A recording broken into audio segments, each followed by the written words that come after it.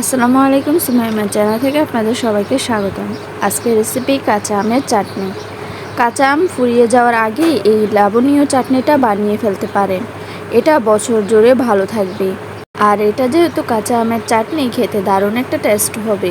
প্রথমে চাটনির জন্য 1 কেজি আম খোসা ছাড়িয়ে এরকম করে কেটে নিয়েছি। একটু ছোট করে কেটে দিলেই খুব তাড়াতাড়ি সিদ্ধ হয়ে যায়। এখন 1 কাপ পানি দিয়ে ঢাকনা দিয়ে ঢেকে দিচ্ছি। সিদ্ধ করে নেব। এখন চাটনির আমটা 1 কাপ পানি দিয়ে সিদ্ধ করতে হবে।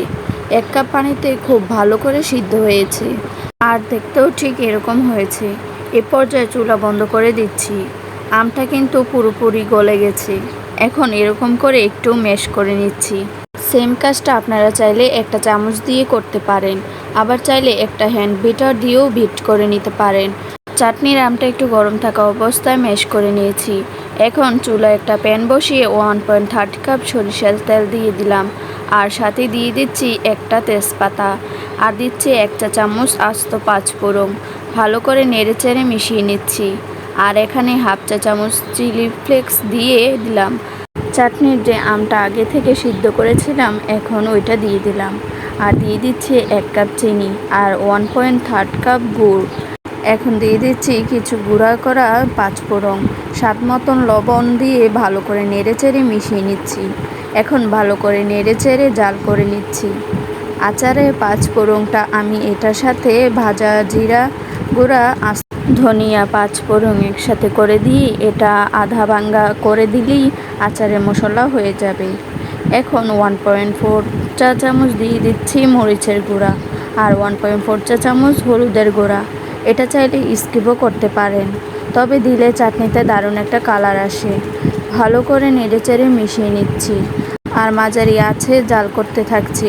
জাল করতে করতে একটা সময় দেখা যাবে মিশ্রণটা ঘন হতে শুরু করে।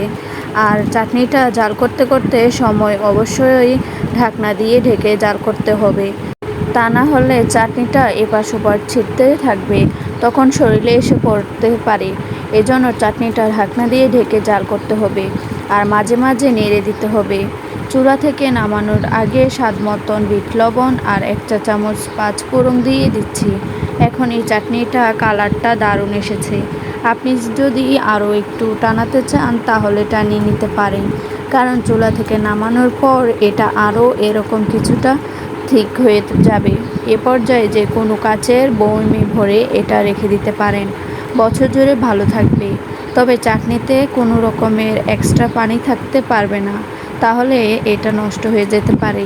চাইলে নর্মাল ফ্রিজে রেখে দিতে পারেন, আবার চাইলে মাঝে মাঝে একটু রোদে দিয়ে এরকম করে কাচের বয়মে রেখে খাওয়া যাবে। পরিবেশন করার পর চাটনিটা দেখতে দারুণ লাগছে। খুব সহজে বানিয়ে নিতে পারেন কাঁচা আমের চাটনি। চাটনিটা খেতে দারুণ হয়েছে। তো বন্ধুরা, আজকের রেসিপিটা এখানেই শেষ করছি। আপনাদের কাছে কেমন লেগেছে অবশ্যই লাইক কমেন্ট শেয়ার করে জানাবেন। ধন্যবাদ। আসসালামু আলাইকুম রহমতুল্লাহি ওয়া বারাকাতুহু।